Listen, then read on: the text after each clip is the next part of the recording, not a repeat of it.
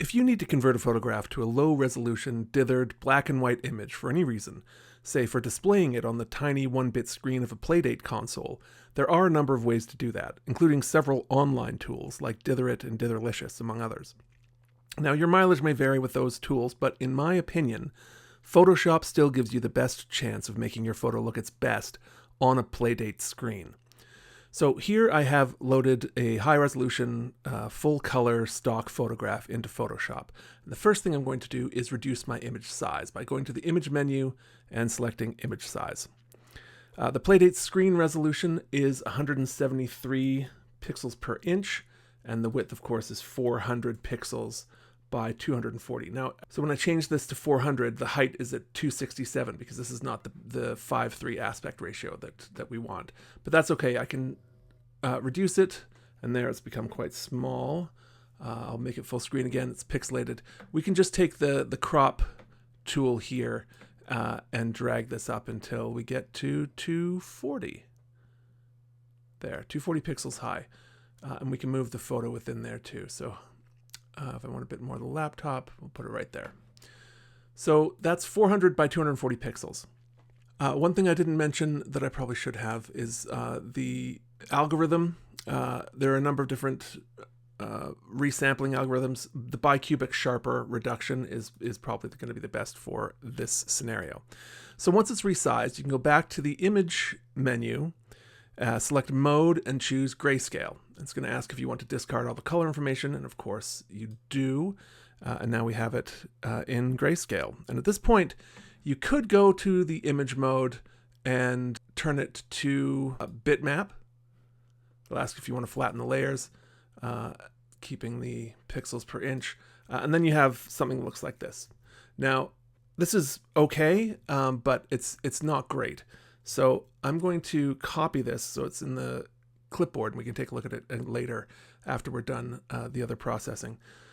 But this was probably the simplest way to get it into a dithered format. But there's more you can do to make it look better.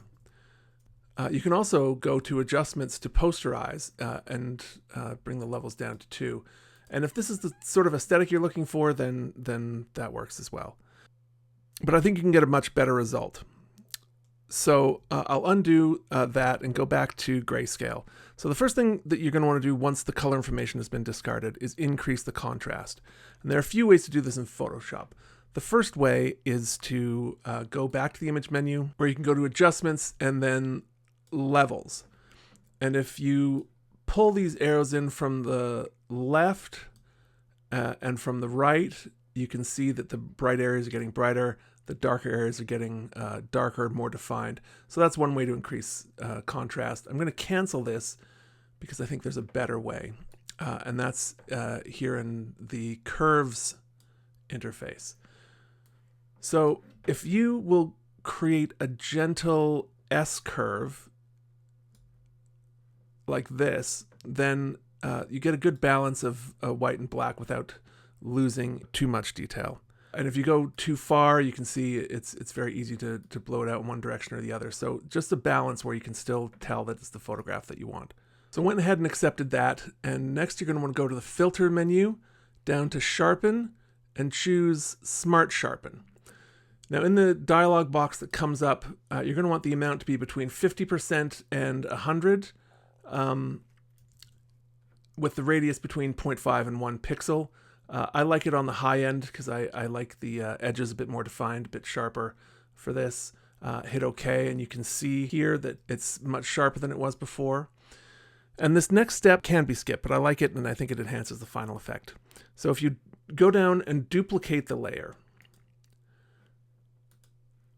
and then go back to the Filter menu to Other, and choose High Pass, and set the radius to around 2 pixels.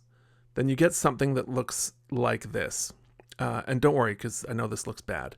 But if you go to the blending mode down here in Layers and set it to Overlay, it gives it even more definition with this high pass layer over top of the Smart Sharpen layer. So now it's time for the final step, which is dithering. So you go back to the Image menu, to Mode, and you switch it to Bitmap. It'll ask if you want to flatten the layers.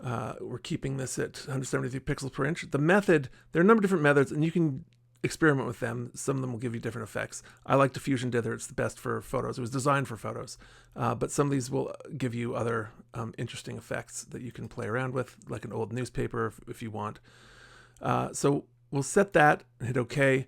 And there you have it. This is a dithered 1-bit photograph that's 400 by 240 pixels, and it's ready to look amazing on your Playdate screen. Now, earlier, you'll recall I did a quick convert of this image. I set it to Grayscale and then immediately did Bitmap. So I'm going to show you what that looks like next to this one, and you can see why the extra steps, increasing the contrast and sharpening the edges, is so important. So I'll go to Image, Canvas Size, and I'll set the width to 800 to make room for it. And then I'll paste the original.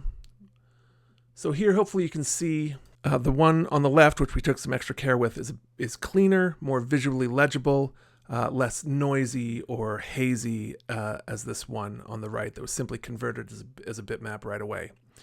You can see another one earlier that I did where you can see the difference again. This looks like you're looking through a bit of a haze, and the one on the left reads much more clearly as the photograph.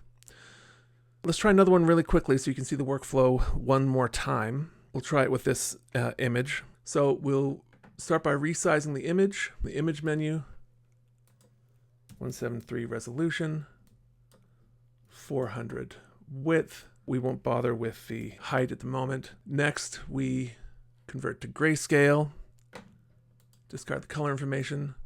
Then we go to curves, give our gentle S curve. That's looking good there. Okay. Then we apply the Smart Sharpen filter, duplicate the layer,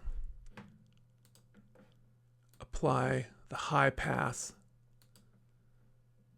set the blending mode to overlay, and next we can finally change that mode to bitmap. So that's it. Another gorgeous 1-bit photo that will look incredible on your Playdate. Thanks for watching, and happy cranking.